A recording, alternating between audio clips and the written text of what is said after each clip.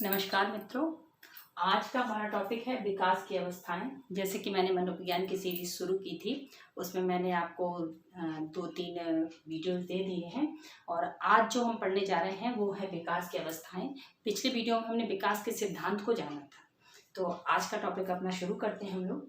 देखिए, विकास की अवस्थाएं हमारा टॉपिक है। विकास की अवस्थाएं, सबसे पहले मैंने पिछले वीडियो में भी आपको बताया था कि विकास जो है प्रारंभ कहाँ से होता है, जो कि पहला प्रश्न बनता है। परीक्षाओं में भी ये प्रश्न पूछा जाता है। तो मैंने आपको पिछले वीडियो में भी समझाया था कि गर्भावस्था से मृत्यु तक विकास की प्रक्रिया चलती है। ठीक है, ये मैंने आपको पिछले वीडियो में भी बताया था और मैं आज ही बता रही हूँ कि हमारा जो टॉपिक है वो है बाल विकास की अवस्थाएं। ठीक है, बाल विकास की अवस्थाएं, विकास की अवस्थाएं। तो जो है इस टॉपिक में हमें जानना क्या है।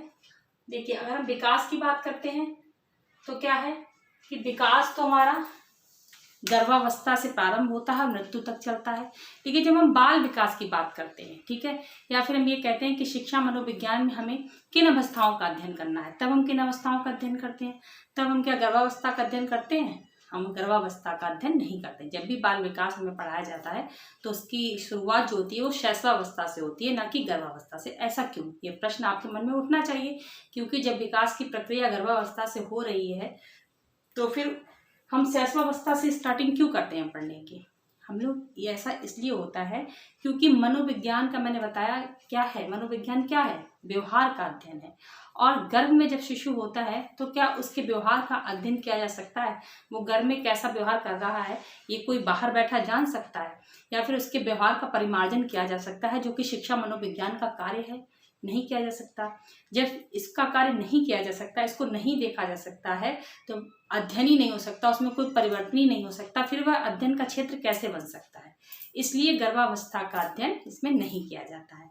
तो विकास की जो अवस्थाएं हैं, बाल विकास की अवस्थाएं, वो कहाँ से प्रारंभ मानी जाती हैं? वो शैशवावस्था से मानी जाती हैं, क्योंकि जब शिशु का जन्म हो जाता है उसके बाद आप उसके व्यवहार का अनुभव कर सकते हैं, चाहे वो एक दिन का ही क्यों ना हो। आप देख सकते हैं कि वो रो रहा है या वो सो रहा है, जग रहा है, ये सब देख सकते हैं। ठीक है ना? तो इसलिए जो है शैशवावस्था से इसकी शुरुआत होती है। इसके बाद शैशवावस्था, फिर बाल्यावस्था, फिर किशोरावस्था। इस तरह से इसका क्रम बनता है। किशोरावस्था के बाद प्रौढ़ावस्था। ठीक है, इतनी बात आप सबको समझ में आ गई। देखिए, तो क्या है, अलग अलग जो मनोवैज्ञानिक थे उन सब ने अलग अलग अपने विचार प्रस्तुत किए कि बच्चों का अध्ययन किया और उसके बाद बताया कि जो है विकास की ये अवस्थाएं होंगी, इतनी इतनी आयु तक होगी।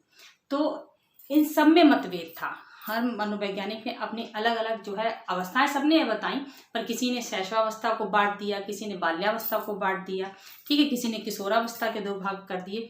इस तरह से हर मनोवैज्ञानिक का अपना अलग मत था और उन्होंने जो उम्र निर्धारित की, जैसे शैशवावस्था की उम्र निर्धारित की, तो किसी ने इसे 0 से 5 वर्ष बताया, किसी ने 0 से 6 वर्ष बताया, किसी ने उसको बांट दिया। तो इस तरह से अलग अलग मनोवैज्ञानिकों ने अलग अलग मत दिए। तो इसके कारण क्या हुआ कि जो है एक भाई जब इस तरीके से हो जाएगा तो फिर उसको अध्ययन किस तरह से किया जाएगा, किस मनोवैज्ञानिक को हम लोग सही या गलत बताएं। तो इसके निष्कर्ष के लिए क्या किया गया, एक सामान्य निष्कर्ष निकाला गया।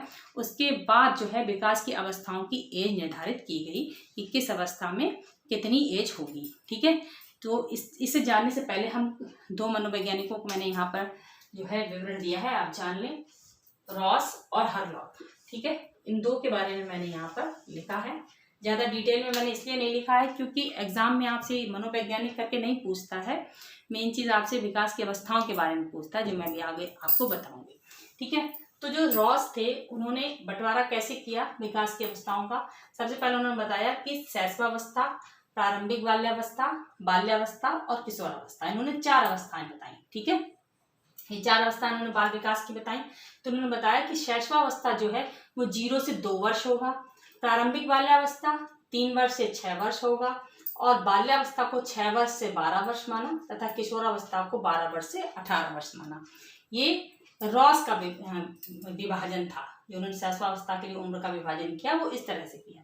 इसके बाद आते हैं हम लोग हरलॉक से। तो हरलॉक ने जो है विकास की अवस्था को कहाँ से माना? गर्भावस्था से माना। तो गर्भावस्था को जो समय होगा वो क्या होगा? जन्म से पूर्व ही तो होगा। ठीक है, या आप कह सकते हैं 9 मंथ या फिर जन्म से पूर्व। ठीक है, इसके बाद आती है प्रारंभिक शैशवावस्था, जिन्होंने जन्म से 14 दिन तक मानी। फिर शैशवावस्था को उन्होंने 14 दिन से 2 वर्ष तक माना। फिर बाल्यावस्था 2 वर्ष से इन्होंने 11 वर्ष तक माना, और प्रारंभिक किशोरावस्था को इन्होंने 11 वर्ष से 13 वर्ष माना। और फिर इन्होंने किशोरावस्था को 3 भागों में बांट दिया, प्रारंभिक किशोरावस्था, किशोरावस्था, उत्तर किशोरावस्था। तो प्रारंभिक किशोरावस्था थी वो 11 वर्ष से 13 वर्ष, किशोरावस्था 13 वर्ष से 17 वर्ष, और उत्तर किशोरावस्था जो है वो 17 वर्ष से 21 वर्ष। ठीक है, आपको परेशान होने की जरूरत नहीं, ना इतना सब कुछ याद करने की जरूरत, ये सिर्फ समझाने के लिए मैंने बताया कि अलग अलग मनोवैज्ञानिकों ने अलग अलग तरीके से इनका विवरण किया। जैसा कि आप देख सकते हैं, इन्होंने बात ये क्या हो रही है, हम 0 से 6 वर्ष की जो अवस्था मानी जाती है वो शैशवावस्था की माना जाती है इसी। और इन्होंने क्या किया, शैशवावस्था को 0 से 2 वर्ष कर दिया और प्रारंभिक वाली अवस्था 3 से 6 वर्ष कर दिया। ठीक है, ऐसा किया। इन्होंने किशोरावस्था को 3 भागों में बांट दिया और गर्भावस्था कह दिया, प्रारंभिक शैशवावस्था कह दिया। बात सबने वही कही, लेकिन उम्र का विभाजन थोड़ा अलग कर दिया और इन अवस्थाओं को अलग क्रम में बांट दिया। इसी के निष्कर्ष की वजह से क्या हुआ कि एक सामान्य निष्कर्ष निकाला गया कि अवस्थाओं को किस तरह से बांटा जाएगा। ठीक है, तो जो अवस्थाएं इन्होंने बांटी गई हैं वो कौन कौन सी है वो भी आप जान लीजिए।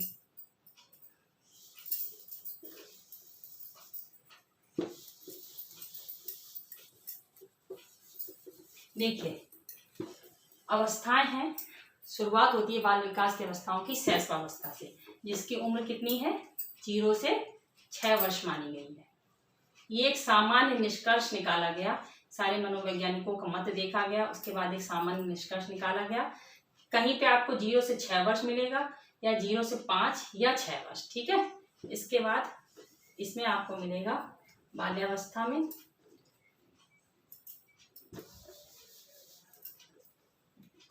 6 से 12 या 13 वर्ष। देखिए, अलग अलग बुक्स में अलग अलग लिखा हुआ है, इसलिए परेशान मत होइएगा। ठीक है, समझ रहे हैं ना आप सब। इसके बाद किशोरावस्था जो है वो आपकी 12 या 13 वर्ष से जो है वो कहाँ तक, 18 वर्ष तक। ये एक सामान्य निष्कर्ष निकला। ठीक है, शैशवावस्था 0 से 6 वर्ष तक मानी जाती है, बाल्यावस्था 6 से 12 वर्ष तक मानी जाती है और किशोरावस्था 12 से 18 वर्ष तक मानी जाती है। इतनी बात आपको समझ में आया कि सामान्य निष्कर्ष निकल कर क्या आया। अच्छा, अब जरूरी क्या है आपको ये समझना कि ये जो है विभाजन अलग अलग कैसे हो गया। कि किसी मनोवैज्ञानिक ने ऐसा बताया, किसी ने दूसरा बताया, ऐसा हुआ क्यों? ऐसा इसलिए हुआ कि जब इन मनोवैज्ञानिकों ने अध्ययन किया, भाई क्या है, अवस्थाओं का निर्धारण करने के लिए बच्चों का अध्ययन करना पड़ेगा, बच्चों के व्यवहार का अध्ययन करना पड़ेगा, यही तो होगा।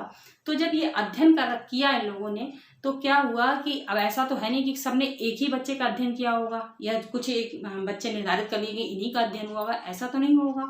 तो किसी ने कुछ अलग बच्चों का निर्धारण किया होगा, किसी ने अलग का अध्ययन किया होगा। तो इसकी वजह से क्या हुआ कि सबके जो है निष्कर्ष अलग अलग निकले। अब आप समझिए, कोई बच्चा है जल्दी ग्रोथ कर लेता है, जल्दी विकास को प्राप्त करता है, कोई बच्चा होता है धीरे धीरे चलना शुरू करता है, धीरे धीरे बोलना शुरू करता है। तो अब ऐसा तो नहीं हो सकता कि मान लीजिए एक उम्र निर्धारित कर दी गई कि 0 से 6 वर्ष शैशवावस्था होती है। देखिए, बात को समझ लीजिए, कभी भूलेंगे नहीं। ठीक है, इसलिए मैं इतने डिटेल से समझाने का प्रयास कर रही हूँ कि 0 से 6 वर्ष शैशवावस्था का निर्धारण कर दिया गया। तो ऐसा तो नहीं होगा कि अगर कोई मान लीजिए बच्चा 6 साल का हो गया और उस दिन उसका बर्थडे हो गया, अगले दिन सुबह उठेगा तो वो एकदम बाल्यावस्था के लक्षणों को प्राप्त कर लेगा और एकदम से वो है उसके सारी शैशवावस्था के जो लक्षण हैं, जो भी होते हैं, वो खत्म हो जाएंगे और वो बाल्यावस्था को प्राप्त हो जाएगा। ऐसा हो सकता है? ऐसा नहीं हो सकता, क्योंकि बच्चे में जो भी परिवर्तन आएंगे वो धीरे धीरे आएंगे। हो सकता है कि शैशवावस्था के लास्ट में वो परिवर्तन बाल्यावस्था वाले आने लगे, हो सकता है कि शैशवावस्था पूर्ण हो जाए, 6 वर्ष पूर्ण हो जाए, उसके 2-4 महीने बाद, 1 साल बाद उसमें बाल्यावस्था के लक्षण आए। ऐसा जरूर नहीं कि शाम को बच्चा सोएगा शैशवावस्था में और सुबह उठ जाएगा तो बाल्यावस्था हो जाएगी, ऐसा नहीं होता। तो यही इन मनोवैज्ञानिकों के साथ हुआ कि जब उन्होंने इनके अध्ययन किए, इन बच्चों के अध्ययन किए, तो हो सकता है कि सबके जो बच्चे निर्धारित किए गए हैं उनके लक्षण अलग अलग हों, इस वजह से ये जो विभाजन हुआ वो अलग अलग हुआ। इसीलिए जो है ये निष्कर्ष निकाला गया कि शैशवावस्था को 0 से 5 या 6 वर्ष रखा जाएगा, बाल्यावस्था को 6 से 12 या 13 वर्ष रखा जाएगा और किशोरावस्था को 12 से 18 वर्ष रखा जाएगा। इसके बाद एक चीज़ जान लेना और जरूरी होती है, जो अक्सर मन में प्रश्न उठता है, आप सबके उठता या नहीं उठता, मेरे उठता था। ठीक है, कि जो प्रौढ़ावस्था होती है, किशोरावस्था के बाद कौन सी अवस्था आती है? प्रौढ़ावस्था।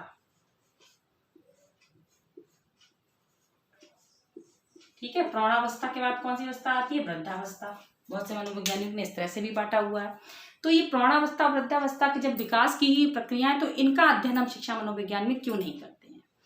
ऐसा हम इसलिए नहीं करते हैं क्योंकि व्यवहार में जो परिवर्तन आता है वो किस आयु तक आता है? वो किशोरावस्था तक ही आता है। ठीक है, बात समझने की कोशिश कीजिए। ऐसा नहीं है कि विकास प्रौढ़ावस्था वृद्धावस्था ये मृत्यु तक खत्म हो जाता है, होता नहीं, ऐसा नहीं है।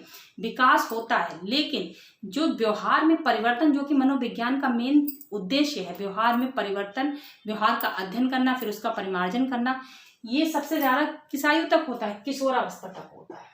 यानी 12 से 18 वर्ष की जो आयु होती है, यहाँ तक बच्चे के व्यवहार में बहुत परिवर्तन होता है। आपने समझा भी होगा, अगर किशोरावस्था को पढ़ा है तो आपको पता होगा कि किशोरावस्था को तूफानों और झंझावातों की अवस्था कहते हैं। क्यों कहते हैं? क्योंकि इनमें बच्चा जो है अपना समायोजन नहीं कर पाता और व्यवहार में उसके बहुत परिवर्तन आता है। इसी परिवर्तन को वो सही दिशा में ले जा सके, इसलिए मनोविज्ञान का विषय चुना गया है कि इसके अध्ययन के माध्यम से टीचर या माता पिता अपने बच्चे को सही दिशा प्राप्त करा सके। ठीक है। तो और बालक की जो बाल कहा जाता है, जो बालक कहा जाता है, वो किस उम्र तक होता है? वो किशोरावस्था ही तक रहता है। ऐसा नहीं कि जब वो प्रौढ़ावस्था में पहुंच जाएगा कोई व्यक्ति 18, 20, 21 साल का होगा तब भी आप उसे बालक वालक थोड़ी ना बुलाएंगे, है ना।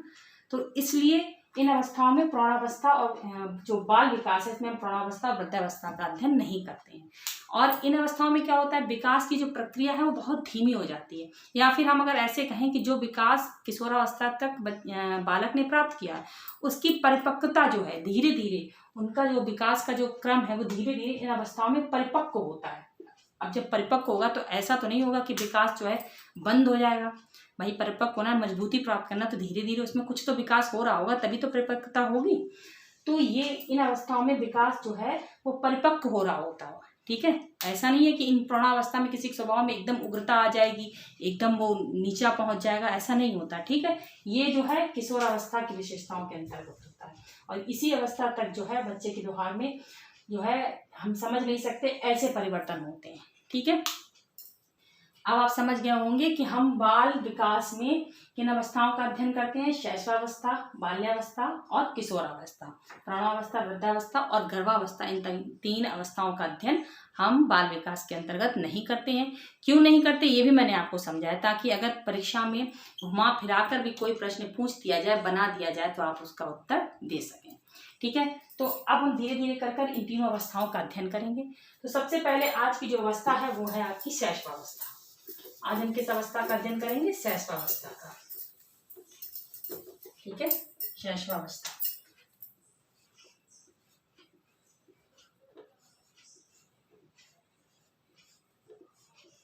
शैशवावस्था की मैंने आयु बताई आपको 0 से 5 या 6 वर्ष।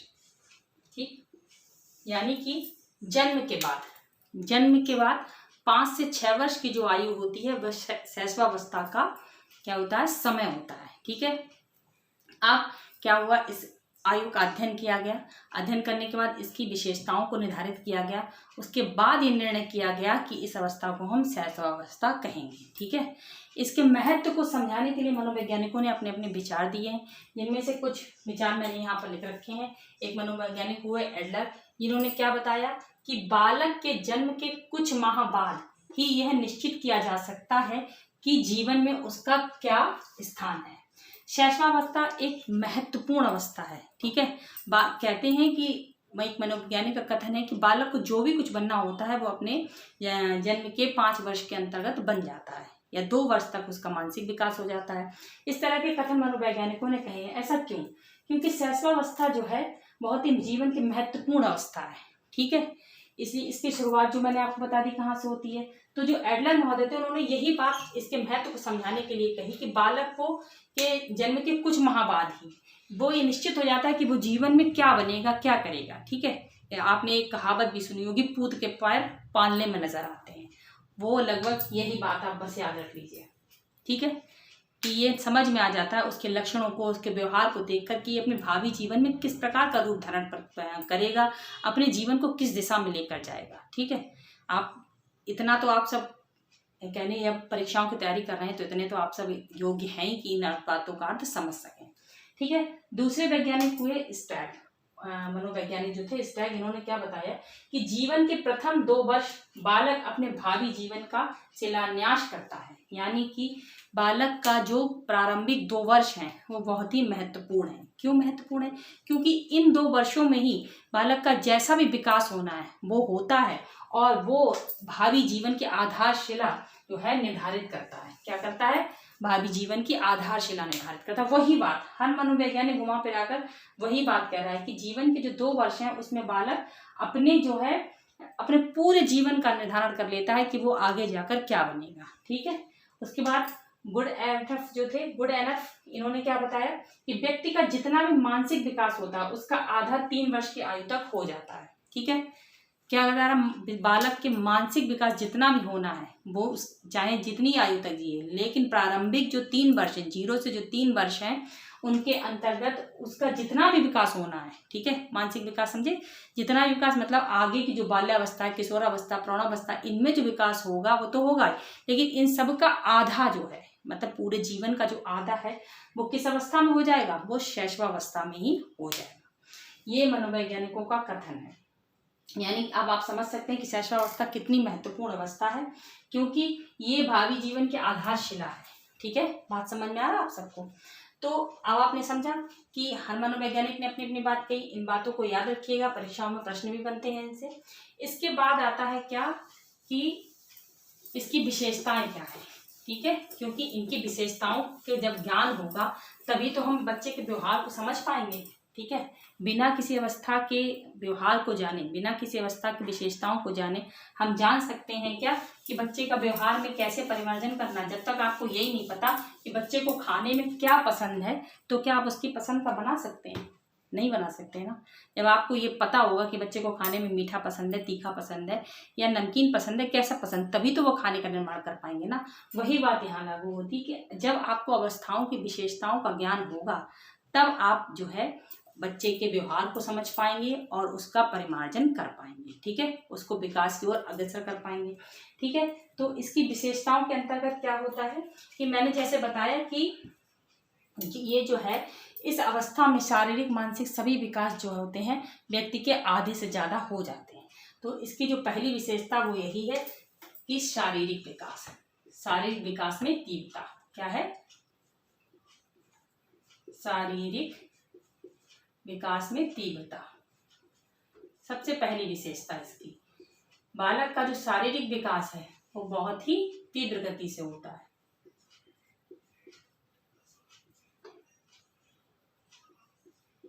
समझ में आया? शारीरिक विकास में तीव्रता से आप क्या समझते हैं कि बच्चों का जो शारीरिक विकास है वो प्रथम 2 वर्ष में बहुत तेजी से बढ़ता है। समझ में आया? बहुत तेजी से बच्चों का शारीरिक विकास होता है और इसके बाद जो प्रथम 2 वर्ष में उसका विकास होता है, उसके बाद जो 3 से 6 वर्ष की आयु रह जाती है उसमें विकास की प्रक्रिया तीव्र होती है, लेकिन इतनी तेज नहीं होती जितनी प्रथम 2 वर्ष में होती। तभी परीक्षा में प्रश्न भी बनता है कि बच्चे का शारीरिक विकास किस आयु में सबसे ज़्यादा होता है। तो अगर आयु की बात कर दी जाए, अगर आपको इस तरीके से ऑप्शन दे दिए गए कि शैशवावस्था, बाल्यावस्था, तो आप बता लेंगे कि बच्चे का शारीरिक मानसिक सभी विकास सबसे तीव्र किस अवस्था में होगा? वो होगा आपका शैशवावस्था में। लेकिन जब ऑप्शन इस तरह से दिए जाएंगे कि 0 से 2 और 3 से 6 या फिर आपको दे दिया जाएगा 6 से 12, तब आप कंफ्यूज होंगे, क्योंकि 0 से 2 और 3 से 6 ये दोनों ही शैशवावस्था, तब किस अवस्था को लगाएं? तो बच्चे का जो शारीरिक विकास सबसे तीव्र गति से होता है वो होता है 0 से 2 वर्ष की आयु में। ठीक है। ये याद रखिएगा, 0 से 2 वर्ष की आयु बच्चे का शारीरिक विकास सबसे तीव्र अवस्था में होगा और इसके बाद जो है 3 से जो 6 वर्ष की आयु होगी इसमें बच्चे की लंबाई और भार तो बढ़ेगा। अगर लंबाई और भार की दृष्टि से पूछा जाएगा तो आप बताएंगे कि 3 से 6 वर्ष की आयु। ठीक। और संपूर्ण शारीरिक विकास की बात अगर की जाएगी तो आप बताएंगे 0 से 2 वर्ष में बालक का संपूर्ण शारीरिक विकास सबसे तीव्र गति में होता है। ठीक। ये बात समझ में आ गई। और एक चीज़ और, इस अवस्थाओं के उपनाम की जब बात आती है तो मैंने बहुत से बार पढ़ा है कि इन्हीं विशेषताओं में इनके उपनाम छिपे हुए होते हैं। अगर हमने इन विशेषताओं को पढ़ लिया, समझ लिया, तो इनके उपनाम को भी हम समझ जाएंगे, मतलब इनको और इस शैशवावस्था को और क्या कह सकते हैं। ठीक है। और अगर हम इन विशेषताओं को ढंग से नहीं पढ़ेंगे तो हमें ये चीज़ें नहीं समझ में आएंगी। इसलिए इनकी विशेषताओं को आप पढ़ लीजिए। हो सकता है वीडियो थोड़ा लंबा हो जाए, परेशान मत होइए। ध्यान से देखेंगे सब समझ में आएगा, इंटरेस्टिंग भी लगेगा। ठीक है, शारीरिक विकास हो गया। इसके बाद क्या होता है, मानसिक विकास। देखिए मानसिक विकास के लिए अभी मैंने आपको पिछले बताया कि बच्चे का जितना भी मानसिक विकास होना होता है वो 0 से 3 वर्ष की आयु तक हो जाता है। आधा, जितनी भी अवस्थाएं हैं उनका आधा 3 वर्ष तक हो जाता है। ठीक है, मानसिक विकास, मानसिक विकास में तीव्रता, ये शैशवावस्था की विशेषताएं मैं आप सबको बता रही हूँ। ठीक, शारीरिक विकास, मानसिक विकास भी तीव्र गति से होता है। ये कौन सी अवस्था की बात चल रही है, शैशवावस्था। देखिए क्रो एंड क्रो ने कहा था कि 20वीं शताब्दी बालक की शताब्दी है, इसलिए हमें बालक का अध्ययन करना बहुत ही आवश्यक है। ये भी कथन में पूछा जाता है कि ये सेंटेंस किसका है या ये कोटेशन किस मनोवैज्ञानिक की, 20वीं शताब्दी को बालक की शताब्दी कहा जाता है। तो ये किसका सेंटेंस है, ये है क्रो एंड क्रो का। और इसके बाद क्या होता है, 3rd नंबर की जो विशेषता है, ये मैंने आपको बता दिया कि जो है 0 से 3 वर्ष तक सभी अवस्थाओं का आधा, सभी अवस्थाओं का आधा, अवस्थाओं का आधा मानसिक विकास किसमें हो जाता है, शैशवावस्था में। यानी जीवन भर में जितना विकास होना है, मानसिक विकास जितना भी होना पूरे जीवन में, उसका आधा शैशवावस्था में ही हो जाता है। ये हो गया मानसिक विकास। 3rd नंबर पर इसको कहते हैं सीखने का आदर्श काल। ठीक है, इस अवस्था का एक नाम है सीखने का आदर्श काल, जो कि किसने बताया, वैलेंटाइन। ये इनका एक कथन है वैलेंटाइन का कि शैशवावस्था को ही सीखने का आदर्श काल कहते हैं। ठीक है, बात समझ में आया, सीखने का आदर्श काल कहते हैं। यानी जो सबसे ज्यादा सीखना जिस अवस्था में होता है वो किस अवस्था में होता है, वह है शैशवावस्था, सीखने का आदर्श काल।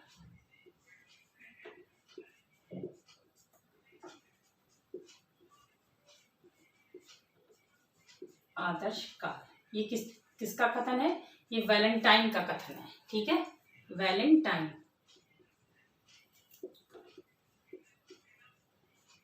मनोवैज्ञानिक वैलेंटाइन का ये कथन है, यही शैशवावस्था को सीखने का आदर्श काल भी कहते हैं। मतलब बच्चे को जितना भी कुछ सीखना होता है इस अवस्था में सबसे तीव्र गति से सीखता है।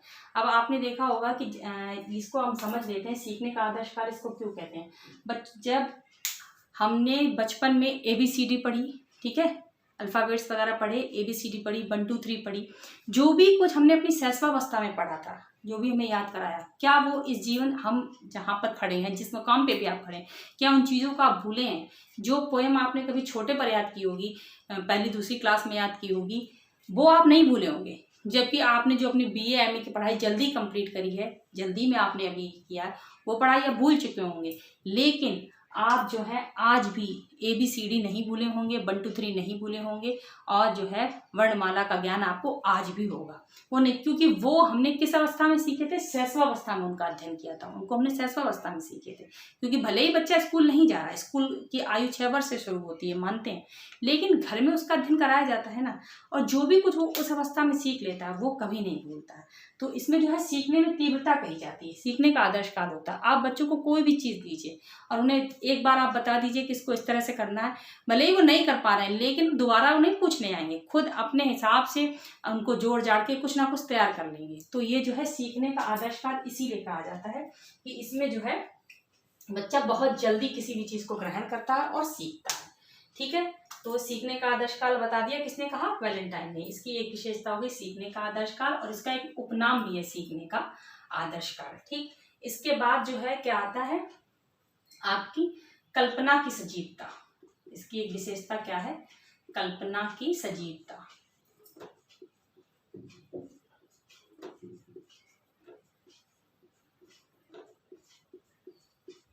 देखिए शैशवावस्था में जो बच्चा होता है वो कल्पना में बहुत रहता है। ठीक है, ना तो वो वर्तमान में जीता है ना भविष्य में जीता है, क्योंकि वो बच्चा है, ना तो उसे वर्तमान की समझ है, ना ही उसे भूतकाल की समझ है, ना ही उसे भविष्य की समझ है। वो सिर्फ क्या जानता है कि कल्पना करना बहुत अच्छे से जानता है। ठीक है, अब मैं आपको उदाहरण से समझाती हूँ। आप किसी छोटे बच्चे को कोई स्टोरी सुनाइए, ठीक है, कोई भी कहानी सुनाइए, जब वो कहानी सुन लेता है उसके थोड़ी देर बाद ही वो अपनी कहानी बनाकर आपको प्रस्तुत कर देता है और उसमें वो खुद मुख्य भूमिका में हो जाता है और दुनिया की बातें बताएगा। वो हेलीकॉप्टर भी उड़ा लेगा, वो भूतों को भी मार लेगा, वो मतलब मछलियों को उड़ता हुआ बता देगा। ऐसी कहानियां सुनाएगा जो कभी हो ही नहीं सकती। इस तरह की कहानियां क्यों? क्योंकि वो कल्पना में जीने लगता है। वो आपकी बातों को सुनता है, अपने मस्तिष्क में धारण कर कर कल्पना में जी रहा है और कल्पना कर कर ही जो है कल्पना को सजीव मान लेता है। आपकी कहानी को क्या मान लेता है कि ये कोई सही बात हो रही है, एक जीवित बात है जिसे मैं अपने ऊपर धारण करके बता सकता हूँ। तो वो इसी को कहते हैं कल्पना की सजीवता। ठीक है, तो बात समझ में आ गई। तो जो है और बच्चे क्या करते हैं, आपने कभी कभी देखे होंगे कि जैसे गाड़ी कहीं बच्चे जा रहे हैं, रेलगाड़ी को देख लेते हैं छुक छुक करते हुए, तो वो खुद को भी छुक छुक करते हुए खेलने लगते हैं। या उन्हें को पहिया मिल जाता है तो उसको घुमा घुमा के चलाने लगते हैं और कहते हैं कि देखो ये रेलगाड़ी है। तो ये सब क्या है? ये है कल्पना की सजीवता। मतलब वो जो कल्पना कर रहे हैं उसको अपने जीवन में सत्य मान रहे हैं, उनकी कल्पना ही सत्य है। ठीक है, तो ये बात क्लियर हो गई, कल्पना की सजीवता। इसके बाद का जो है वो क्या है, उनकी अनुसरण करना।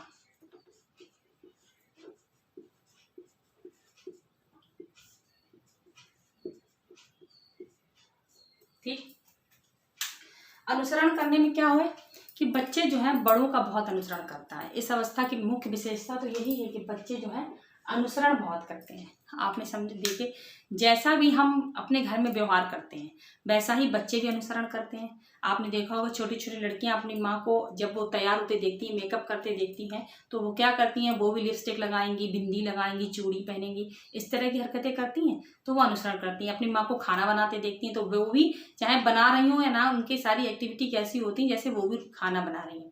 आपने लड़कों को देखा होगा कि वो अपने पिता को सेव करते देखते हैं, सेविंग कर रहे हैं, तो वो भी उसी तरह से अपने हाथों से ही सेविंग करने का प्रयास करते हैं। तो ये सब क्या है? अनुसरण करना। बच्चे जो है अपने बड़ों का अनुसरण करके बहुत कुछ चीजें सीख लेते हैं। ठीक है, अनुसरण कर करके क्या करते हैं? सीखते हैं। तो ये एक विशेषता है इस आयु की कि बच्चे जो है भाई जो देखेगा बच्चा वही तो सीखेगा, उसी का अनुसरण करेगा। ठीक है, आप अच्छी बातें करेंगे तो अच्छी बातों का अनुसरण करके सीख जाएगा, आप कुछ खराब करेंगे तो खराब बातों का अनुसरण करके सीखेगा। आपने बोलचाल का ढंग देखा होगा, माता पिता जैसे बोलते हैं बच्चा वैसे ही बोलने का प्रयास करता है। हम जिन शब्दों का प्रयोग अधिक करते हैं बच्चा भी उन शब्दों का प्रयोग अधिक करता है। तो ये क्यों? क्योंकि ये इस अवस्था की विशेषता है। बच्चे के पास अपनी समझ थोड़ी ना आ रही है, अभी तो वो जैसा देख रहा है भाई। इस अवस्था में पहले नंबर ही क्या होता है? अवलोकन जो होता, मतलब देखना। अवलोकन का मतलब क्या है? देखना एक सक्रिय प्रक्रिया है। तो वो जो भी देखता है उसका अनुसरण करता है, उसी को सीखता है। इसीलिए तो ये विशेषताएं पनपी हैं। देखिए, सीखना क्या है भाई? देखेगा वही तो सीखेगा, जो अनुसरण करेगा वही तो सीखेगा। समझ में आ रहा है ना इतनी बार? तो इसकी एक विशेषता क्या हो गया? अनुसरण करना। और दूसरा क्या है? दोहराना। अगर हम अनुसरण की बात को कहें तो क्या होता है? इनमें दोहराने की प्रवृत्ति बहुत होती है।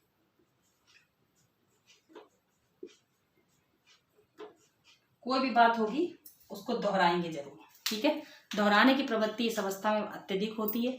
कोई भी बात अच्छी बुरी से उन्हें मतलब नहीं कि आप अच्छी बात कर रहे हैं या बड़ा खराब बात कर रहे हैं। उन्होंने सुना, उनको दोहराना है। वो जरूर बोलेंगे, उस बात को बार बार बोलेंगे, चाहे आप मना करिए चाहे नहीं करिए, वो जरूर बोलेंगे। कोई भी गाना या आपने देखा हो कार्टून वगैरह बच्चे देखते हैं तो चाहे तुतला रहे हो लेकिन तुतला तुतला को उसको गाओगे, बार बार दोहराएंगे।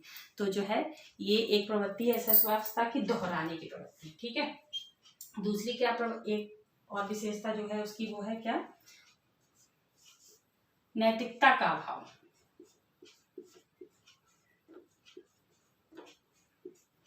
नैतिकता का अभाव। और इसी के साथ एक और विशेषता है जो दोनों में साथ में डिस्क्राइब करूंगी।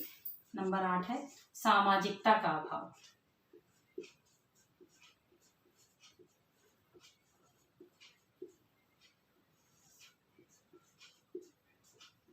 देखिए, नैतिकता और सामाजिकता का इस अवस्था में अभाव पाया जाता है।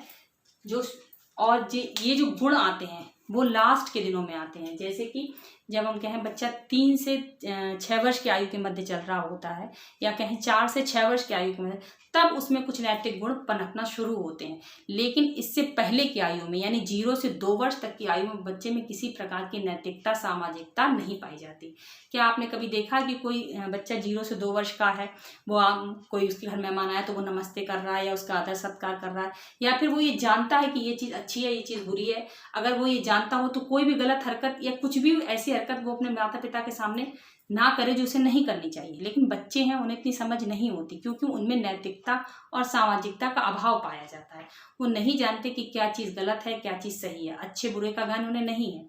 जब उन्हें अच्छे बुरे का ज्ञान नहीं है तो जाहिर सी बात है उनमें नैतिकता का अभाव पाया जाएगा, सामाजिकता का अभाव पाया जाएगा। लेकिन जैसे जैसे उनकी उम्र बढ़ती है, जैसे जैसे वो 3 वर्ष पार करते हैं, 3 वर्ष के बाद चौथे वर्ष में पढ़ते हैं, 5वें वर्ष में धीरे धीरे अपने बड़ों का अनुसरण करके, अपने बड़ों से सीख कर उनमें कुछ नैतिकता के गुण आने लगते हैं लास्ट के दिनों में। लेकिन अगर आपसे प्रश्न पूछा जाएगा कि शैशवावस्था में जो है नैतिकता का अभाव, ये सत्य है या असत्य, तो इसे आप सत्य ही कहेंगे। लेकिन अगर ऑप्शन में आपसे ऐसे पूछ दिया जाए कि शैशवावस्था में जो है नैतिकता पाई जाती है, कब पाई जाती है, 0 से 2 वर्ष, 3 से 6 वर्ष या 4 से 6 वर्ष, तब आप ऑप्शन जो है आप अपने उसके उत्तर जो है ऑप्शन के हिसाब से लगाएंगे। ठीक है, यानी कि अगर बात कहें कि लास्ट के जो शैशवावस्था के लास्ट के जो वर्ष होते हैं उनमें नैतिकता जो है पनपने लगती है। पूर्णतः बच्चा नैतिक नहीं होता, इतना उसको ज्ञान नहीं होता, लेकिन फिर भी उसमें नैतिकता पनपने लगती है, शुरुआत हो जाती है। ठीक है, लेकिन अगर आपसे अवस्थाओं के रूप में पूछा जाएगा तो इस अवस्था में नैतिकता का अभाव और सामाजिकता का अभाव पाया जाता है। बच्चा सामाजिक नहीं होता, बच्चा ये नहीं जानता है कि समाज में हमें कैसे रहना है, कैसे बोलना है। अगर कोई मान लीजिए रास्ते से कोई सामान बेचने वाला जा रहा है तो बच्चा उसी की नकल उतारने लगता है। क्या उसे तब पता है कि ये सही नहीं है? तभी तो अगर वो सामाजिक हो तो क्या वो ऐसा करेगा? क्योंकि समाज में तो किसी की भी नकल उतारना एक गलत चीज़ है, लेकिन वो बच्चा है, उसमें इस चीज़ का ज्ञान नहीं है। ठीक है, इतनी बात आप सबको समझ में आ गई कि नैतिकता का अभाव पाया जाता है बच्चे में और सामाजिकता का अभाव पाया जाता है। ये और क्या है? एक आत्म प्रेम की भावना, आत्म प्रेम की भावना। बच्चे में आत्म प्रेम की भावना प्रबल होती है। ठीक है, इसे जो है फ्रायड महोदय जो थे उन्होंने नार्सिज्म भी कहा, यानी खुद से प्रेम करना। किसने कहा? नार्सिज्म। आत्म प्रेम की भावना को ही फ्रायड महोदय ने नार्सिज्म बोला, और इसका मतलब क्या है? खुद से प्रेम करना। इसको हम कैसे डिफाइन करेंगे? देखिए, बच्चा होता है, एक छोटा सा बच्चा है, अगर उसके घर कोई दूसरा बच्चा आ जाता है, उसके माता पिता उसको गोदी उठा लें या खिलाने लगे, प्यार करने लगे, तो वो बच्चा जो उनका खुद का बच्चा होता है वो इस बात को पसंद नहीं करता, जलने लगता। क्यों? क्योंकि वो खुद को सबसे विशेष मानता है कि मेरे माता पिता की मैं संतान हूँ। अतः ये चीज़ वो नहीं समझता है, मतलब वो सिर्फ ये जानता है कि ये मेरे माता पिता हैं, ये सिर्फ मुझे प्यार करेंगे और किसी को नहीं। इतनी बात बस वो जानता है, यानी वो खुद से प्रेम कर रहा है और किसी से तो कोई मतलब नहीं। अगर उसकी माँ से कोई दूसरा आकर चिपकने लगे तो बच्चा दूर हटाने लगता है। ये सब किस चीज़ को प्रदर्शित करते हैं? आत्म प्रेम की भावना को प्रदर्शित करते हैं। ठीक है, इस चीज़ को प्रदर्शित करते हैं, आत्म प्रेम की भावना को। या आपसे इस तरह से पूछा जाए कि नार्सिज्म किस अवस्था की विशेषता है, तो वो है शैशवावस्था की। शैशवावस्था में बच्चे में आत्म प्रेम की बहुत भावना पाई जाती है। वो अपने भाई बहनों को से भी अपने माता पिता को नहीं शेयर कर सकता, अपनी चीज़ों को शेयर नहीं कर सकता। वो खुद से प्यार करता है, वो खुद अपने आप में खेलता रहेगा, लेकिन अगर उसके खिलौने को कोई दूसरा छुए तो उसको बिल्कुल भी पसंद नहीं आता। यानी उसमें ईर्ष्या, भय, इस तरह की जो गुण है वो उत्पन्न हो जाते हैं, तभी तो वो आत्म प्रेम करने लगता है। उसे ईर्ष्या लगती, जलन लगती कि नहीं, ये मेरी चीज़ है, ये मेरे माता पिता हैं। तो इसलिए जो है इस अवस्था में आत्म प्रेम की भावना बहुत पाई जाती है बच्चों के अंदर, जिसे कि नार्सिसिज्म भी कहते हैं। आप सबको समझ में आया? और इसकी और एक विशेषता क्या है? 10 नंबर की जो विशेषता है वो है इसकी कामुकता, यानी काम प्रवृत्ति जो है इस अवस्था में बच्चों में पाई जाती है। समझ में आया? कामुकता से अर्थ क्या हुआ? कामुकता या काम प्रवृत्ति इन बच्चों से, जैसे माता का वो बच्चा स्तनपान कर रहा है, अंगूठे को चूस रहा है, हाथ पैरों को अपने चूस रहा है, ठीक है, किसी भी चीज़ को ले जाकर मुंह में रख रहा है, तो ये किस प्रवृत्ति के कारण? कामुकता की प्रवृत्ति के कारण।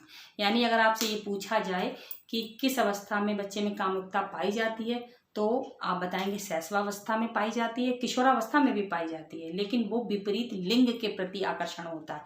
जबकि ये जो है कामुकता, ये कोई लिंग के प्रति कामुकता नहीं है, ये सिर्फ क्या है कि इसमें कुछ ऐसे बच्चे लक्षण करता है जो कामुकता के अंतर्गत आते हैं, जैसे कि अंगूठे को चूसना, चीज़ों को मुंह में ले जाना, अपनी माता का स्तनपान करना, ये जो है कामुकता के लक्षण है।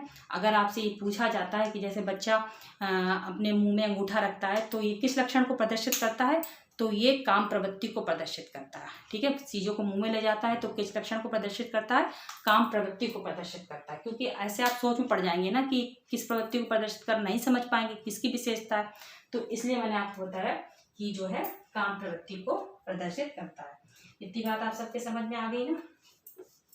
अनुसरण करना मैंने आपको बता दिया कि अनुसरण द्वारा सीखता है। ठीक है, अपने संवेगों का प्रदर्शन वो किस तरह से करता है? रो कर करता है, क्रोध कर कर करता है। वही संवेगों का प्रदर्शन देखिए, जब मैं आगे के उसमें आपको पढ़ाऊंगी तो मैं इनका शारीरिक और संवेगात्मक विकास, मानसिक विकास, इनको अलग से पढ़ाऊंगी, इसलिए ज़्यादा डिटेल में जाने की ज़रूरत नहीं है।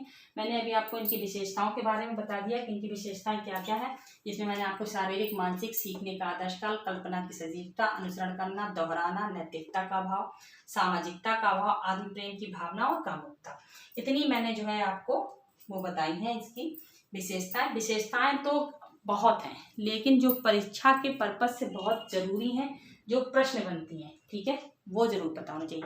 और एक चीज मैं आपको और बताना चाहूंगी, सीखने का आदर्श काल। अक्सर बच्चे इस चीज में कंफ्यूज हो जाते हैं कि सीखने का आदर्श काल बाल्यावस्था है या फिर जो है शैशवावस्था। तो देखिए, जीवन का अनोखा काल अगर कहा जाएगा तो वो होगी बाल्यावस्था, जो मैं आपको आगे बाल्यावस्था में समझाऊंगी।